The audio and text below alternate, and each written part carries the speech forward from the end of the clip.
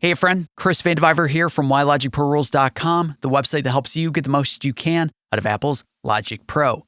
This week's video is going to be rather niche because we're going to be talking about voiceovers, how to edit, how to mix, how to mitigate or get around some of the common issues related to recording and mixing the human voice. But even if you don't work with voiceovers, I have to imagine that you will probably find something in this video that will work well for your situation if you work with vocalists of any sort.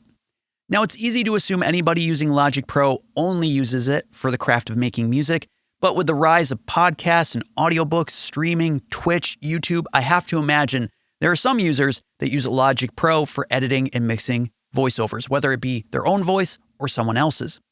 So I want to walk you through my particular voiceover chain and my techniques and strategies for working on my own voice for my YouTube videos. First things first, we should probably take a listen to some voiceovers, both before and after. I'm going to use my own voice from last week's video, talking about mid-side processing in Logic Pro. And before we dig into it, let me show you my setup and how I conduct my videos. This is, my setup from my point of view. And I have a Shure SM7B, a classic microphone for broadcast, for podcasts, etc. And then I'm looking at my Mac as I'm narrating. The only thing missing is my iPhone sits right here on top of a box pointed at me. And I have an iPad with some general notes, no script, just some general notes and a timer to try to keep me, on the path of keeping things short and concise. And that's how I work.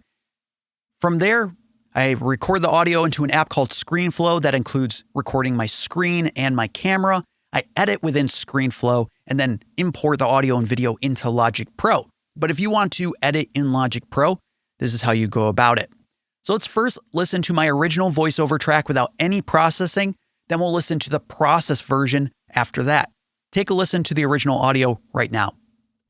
Hey friend, Chris Vandeviver here from WhyLogicProRules.com, the website that helps you get the most you can out of Apple's Logic Pro.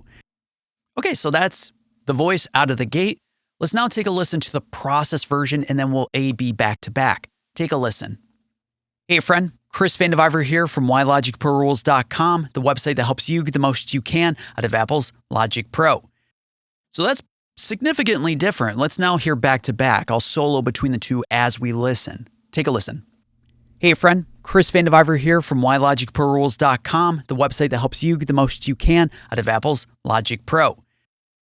So I think that's a pretty good difference. I think tonally, dynamically, it's way better than just the raw audio. And the voice that I kind of imagine for my YouTube videos is like a radio DJ. I imagine that low, mid, like authority, that chest sound, but also a presence.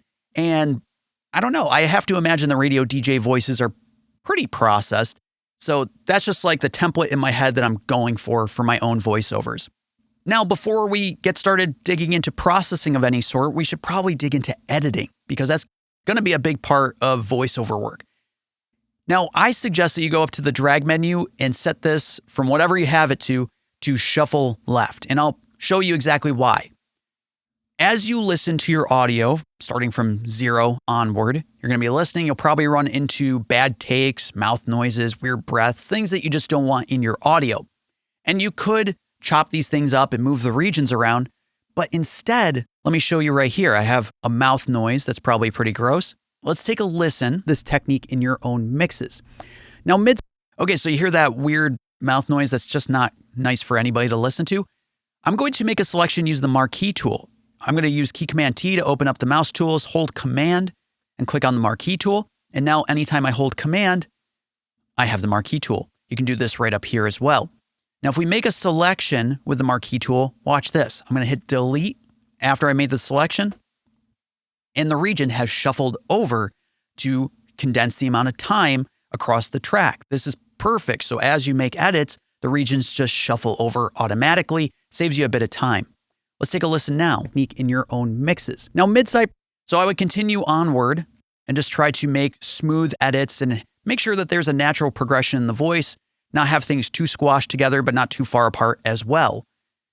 So let's try with some of this stuff as well. Processing, in a nutshell, is a slight. So right there's a breath that might be good for the natural flow, might not be good. So again, we delete, listen again. In a nutshell, is a slightly different way.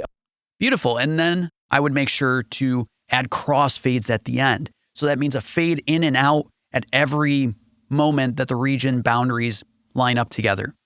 Go over here to the region inspector, set the type to crossfade, and I use a 5 millisecond crossfade for fade in, fade outs, crossfades, literally all the time, which ensures that you have clean edits across your voiceover track. I also like to have a timer in the LCD so I know how long the audio is, and you can just go right up to the disclosure triangle in the LCD and set it to time right here. And then we have a timer. Perfect.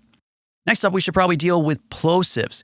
When you are very close to a microphone, air is released from your mouth, and sometimes with particular sounds like P's and B's, you can have a burst of energy that hits the diaphragm of the mic in just kind of an uncomfortable, obvious way.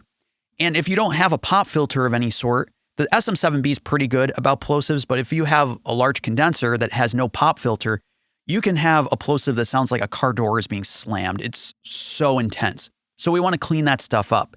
There are third-party processors for cleaning up plosives that are more dynamic, but honestly, you can just use a high-pass filter. And in fact, I'm going to open a new channel EQ, and let's take a listen to right here. I say the word can, and that's not a typical word. It's not a typical plosive type of sound, but take a listen. We'll start from here and pay special attention to the plosives in that low end. From WhyLogicProRules.com, the website that helps you get the most you can out of Apple's. So that can, take a listen again. Get the most you can out of Apple's. It's a little much. So I'm going to use this channel EQ, and I'm just going to use a high-pass filter and roll off the sub-low end. Let's watch on the spectrum analyzer what it looks like first. Helps you get the most you can. So you can see 20 hertz up to almost 90 hertz. It's a sudden burst. So let's just clean it up with a high-pass filter. I'm using a 24 dB per octave filter. And let's just hear what that sounds like now. Say that helps you get the most you can out of Apple's Logic Pro. Cool, so now it's been reined in, it's not as aggressive, and your compressors will be thankful for it because they won't be reacting so much to that sub-low end. Next up is dealing with breath sounds. I find breath sounds pretty distracting and uncomfortable. Sometimes it sounds like a vacuum cleaner being turned on and off if you are not particular about the way that you breathe in front of a microphone. And I use a third-party processor from Waves called D-Breath. It's the only Waves plugin I really care about. But again, if you're not interested in buying new plugins, you can just use a noise gate in Logic. So going right to the Dynamics folder under Noise Gate, right here. And I have the noise gate set up in such a way that the threshold is at a point so my voice as I'm talking is exceeding the threshold. So the noise gate is not trying to reduce the level of my voice, but when my breaths come in, they're a bit quieter. So when they are below the threshold, they get reduced in volume, but not down to zero. Instead, I have it set so they just are tucked down a little, so they're not as aggressive. Let's take a listen to this breath section right here without the noise gate and then with. Topic of mid-side processing. Now, so you hear that. Let's take a listen now. Topic of mid-side processing.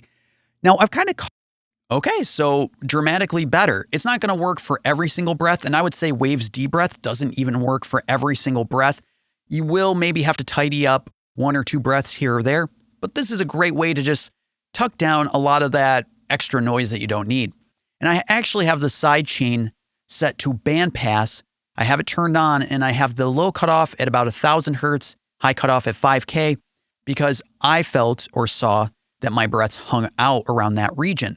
So if we set the cycle range here, about there, I'm going to use this other channel EQ just for us to identify and isolate those breaths.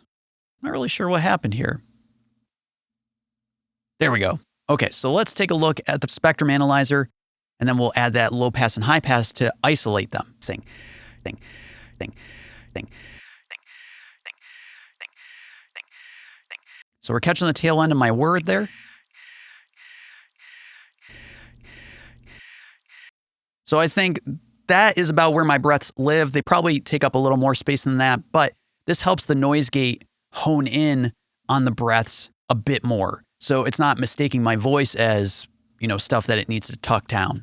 Okay, now that we've done some general cleanup, we should probably dig into the processing chain for this voiceover. And I've been purposefully hiding it because if we select the track, wow, there are a lot of plugins, right? What's up with that?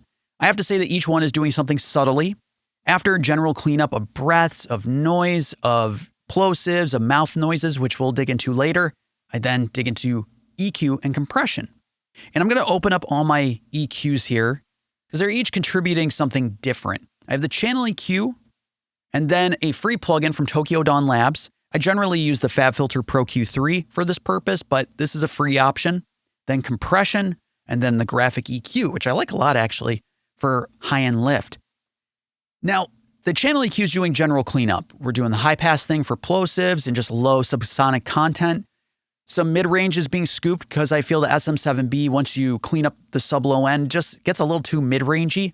I have some lifts in the top end and the upper mids with a high shelf with parametric band at 5K. And then I have a low-pass filter just kind of rounding out anything at the very top that maybe is a little too much. After that, I have a dynamic EQ, which I feel is the one plugin that Logic needs still, is a dynamic EQ or adaptive EQ for, processing frequencies that are not present all the time, but can be very uncomfortable when they are present. Basically, dynamic EQing is like compressing, but at specific frequencies. And it's more fine-tuned than even multiband compression.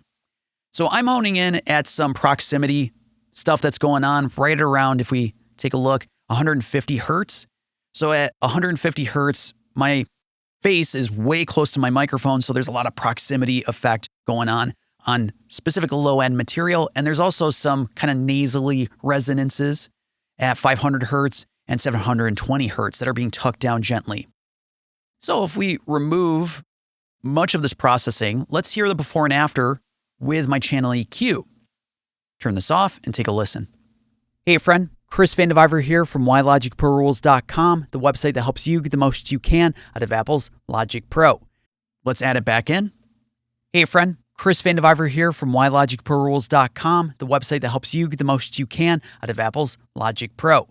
When I say, helps you get the most you can, there's a lot of there's a low thing that is just unruly. It doesn't sound good. Take a listen. The website that helps you get the most you can out of Apple. It's just not comfortable. That's where the dynamic EQ comes in because it's not present all the time. I didn't hear it at the beginning of that whole section, but I heard it midway through. So let's now watch Nova and what it does. The website that helps you get the most you can out of Apple's Logic Pro. Cool, so Nova is only reacting to those particular frequencies when they cross the threshold set right here. So when they get a little too much, that's when Nova starts tucking down those particular resonances. Awesome. Before we dig into the graphic EQ, let's introduce the compressors. And these two compressors, I should probably clean up things here. These two compressors are generally what I use for just about any voice. First is the Vintage Opto, which is not a typical first choice, but this plugin is reacting just to the massive peaks in my voice when I get very loud. And then the Classic VCA is just a general leveling tool. So let's hear the before and after, without the compressors and with. The website that helps you get the most you can out of Apple's Logic Pro. Bring them in. The website that helps you get the most you can out of Apple's Logic Pro. So now let's hear it before and after back to back. Hey friend, Chris Vandeviver here from WhyLogicProRules.com, the website that helps you get the most you can out of Apple's Logic Pro.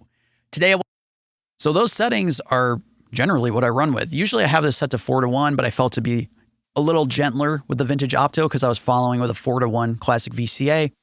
I always have the distortion set on one of them to soft, and then the attack and release set to auto attack 15, 17 milliseconds. And there's that. That brings in the graphic EQ, which is if you set the tune up several degrees, so it goes from 0 to 12, you can get up to some pretty high bands. So I'm working at 3.5K and boosting, pretty much up to 27K, which who can hear at that high a frequency? But this thing, I don't know, it lifts up that very top end in a very beautiful way. So let's hear the before and after. Hey friend, Chris Vandeviver here from WhyLogicProRules.com, the website that helps you get the most you can out of Apple's Logic Pro. So we're starting to get that radio broadcast thing, in my opinion. But, of course, the S sounds are going to start getting pretty crazy with any sort of high-end lifts. So let's take a listen right at this section where there's a lot of S sounds. Let's bring in the De-Esser 2 that comes with Logic. This thing has put any third-party de-esser that I own out to pasture. I love this thing. The relative mode is amazing. It's like the De-Esser 2 just automatically finds those S's and starts tucking them down just naturally without you having to spend a lot of time messing about with the controls. I have the frequency set to 4K and above, the filter set to a high shelf type of band, and the range set to wide. And let's take a listen before and after to this section. Open a plugin on a stereo track. You should see two options, stereo or so a lot of S's going on. Let's now take a look and a listen. Open a plugin on a stereo track. You should see two options, stereo or dual mono. So that's helping out a lot with those S sounds. If you have a hard time identifying where the sibilant activity in your own voice is or in other vocalists, you can use the filter solo here, set it to on. Open a plugin on a stereo track. You should see two options. Or another way of going about this is to pop open a channel EQ and just watch the spectrum analyzer here. Make sure that it's set to on. And let's take a look. Open a plugin on a stereo track. You should see two options, stereo or dual mono. So it's like that 4K and above is where all the S sounds are. Let's watch again. Open a plugin on a stereo track. You should see two options, stereo. So it's like 4K to 10K. Good to know.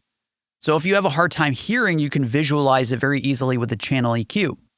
And then lastly, I use a third-party plugin from Melda Audio. I love this plugin. It's called MAutoVolume. And it's basically like Wave's Vocal Rider, but in my opinion, 1000% better than Wave's Vocal Rider.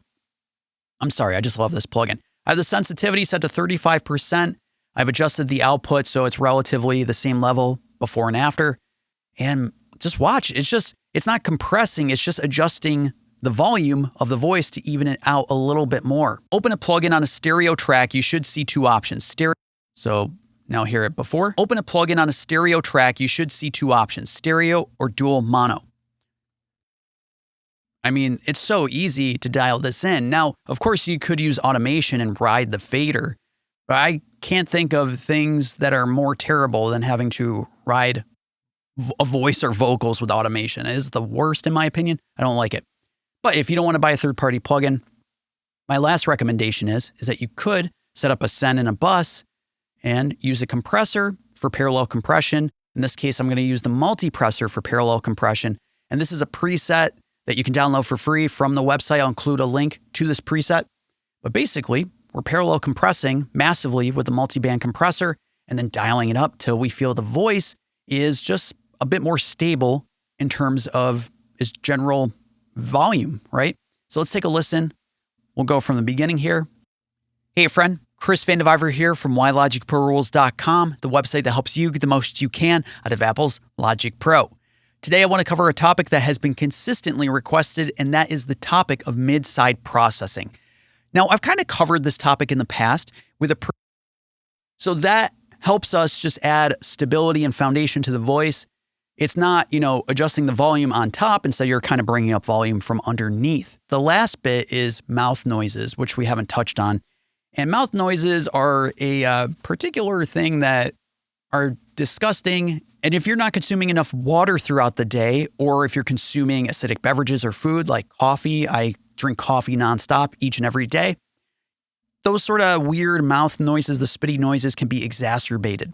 Sometimes I'll eat an apple before recording, and apples can help lubricate and smooth out all those disgusting noises. But if you have a bad habit of drinking coffee all day and then recording your voiceovers, in that case, I use a third-party processor from iZotope from their RX bundle, and it's called Mouth Declick. But you could use just about any declicker. I recommend that you use one that has a frequency skew, so setting it to the high end, because this helps remove a lot of those disgusting high-end noises. Let's take a listen before and after, and I do apologize in advance.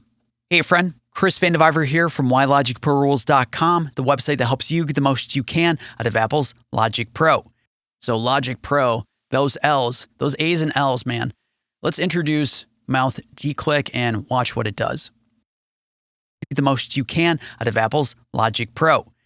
So that L that had that disgusting noise has now been tucked down thanks to Mouth Declick. Unfortunately, Logic doesn't offer these restoration tools for cleaning up mouth clicks and noises, which is why we have to look at third-party options. But you can avoid a large part of these particular problems just by making sure to steer clear of acidic food and beverages before you record, drink enough water, drink tea, and that should solve a lot of these issues for you without expensive plugins or plugin suites. So I hope this was helpful for you. If it was, as always, I highly recommend subscribing to the YouTube channel, Why Logic Pro Rules, or subscribing on the website itself, whylogicprorules.com.